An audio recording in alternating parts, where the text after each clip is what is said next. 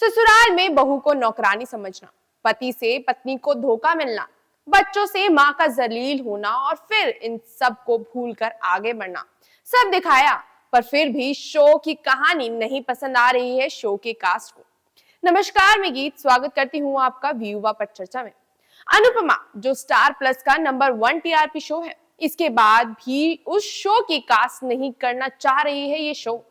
अनुपमा जिसकी शुरुआत 13 जुलाई 2020 में हुई थी, जिसकी कहानी एक औरत पर थी कि कैसे एक औरत बेटी बनकर, माँ बनकर, बहू बनकर, पत्नी बनकर, बहन बनकर सारे रिश्तों को निभाती है, लेकिन उसके बदले में भी उसको थोड़ा सा सम्मान नहीं मिल पाता है। अनुपमा शो जब आया था तो उसने लोगों के दिल में काफी जगह बनाई थी, जिस वजह से वो नंबर 1 टीआरपी शो भी बना था। और आखिर क्यों ना बने, ये शो ही औरत पर था और हमारे भारत में आधी से ज्यादा सीरियल देखने वाली ऑडियंस एक औरत ही है, जिससे वो खुद को कनेक्ट भी करती थी और उसे कैरेक्टर के अंदर अपने आप को देखती भी थी। जब अनुपमा शो शुरू हुआ था तो इसकी कहानी मेन 3 किरदारों पर निर्भर थी। पहले अनुपमा, दूसरे वनराज और तीसरी काव्या। अनुपमा के कैरेक्टर में रूपाली गांगुली, वनराज के कैरेक्टर में सुधांशु पांडे और काव्य के कैरेक्टर में मदालसा शर्मा। लेकिन इन्हीं 3 मेन कैरेक्टर में से 2 मेन कैरेक्टर्स ने छोड़ दिया है शो, जिनका नाम है वनराज सुधांशु पांडे और काव्य मदालसा शर्मा ने।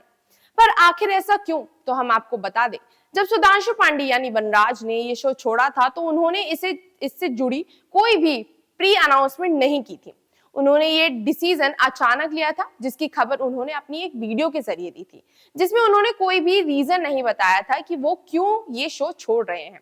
लेकिन कंट्रोवर्सी का कहना था कि सुधांशु पांडे की अनुपमा शो की डायरेक्टर और रूपाली गांगुली से कुछ खास बातचीत नहीं चल रही है, जिस वजह से उन्होंने शो छोड़ने का फैसला लिया था। पर वनराज के बाद काव्या रानी यानी मदालसा शर्मा ने भी शो छोड़ने का ले लिया है फैसला। लेकिन मदालसा ने ये अनाउंसमेंट अचानक नहीं की है और ना ही उन्होंने शो छोड़ने का रीजन छिपाया है। उन्होंने साफ लफ्जों में बताया है कि उन्होंने जब इस शो को साइन किया था तो इस शो की कहानी मेन 3 किरदारों पर थी, पहले अनुपमा, दूसरी वनराज और तीसरी काव्या पर। लेकिन समय के साथ काव्य की इंपॉर्टेंस खत्म होती जा रही है, जो मेरे लिए इस शो को कंटिन्यू करने की इच्छा को मार रहा है।